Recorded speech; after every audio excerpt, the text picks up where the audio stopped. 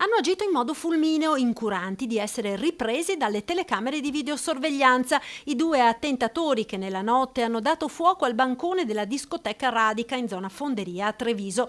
Dalle immagini si vedono chiaramente due uomini incappucciati che con arnesi da scasso si avvicinano alla porta sul retro del locale. Uno cammina a carponi schiacciato a terra per evitare il raggio dell'allarme perimetrale che comunque scatta quando i due forzano la porta. Una volta dentro la discoteca hanno versato una tanica di benzina ed appiccato il fuoco al mobile bar. Allertati dai titolari che sul cellulare hanno visto in diretta quanto stava accadendo nel locale, i vigili del fuoco sono arrivati in via Fonderia. L'intervento tempestivo ha limitato i danni. Fortunatamente non ha avuto danni ingenti perché le forze dell'ordine sono intervenute tempestivamente nel giro di pochi minuti, sia la polizia sia i vigili del fuoco, e quindi sono riusciti a fermare l'incendio, insomma, sul nascere.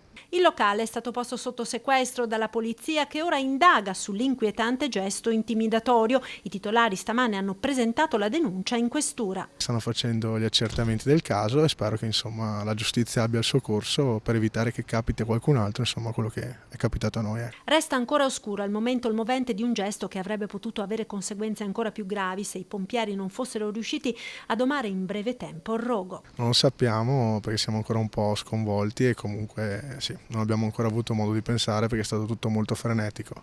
Certo che sono fatti di cui dispiace e che nel 2019 non dovrebbero accadere.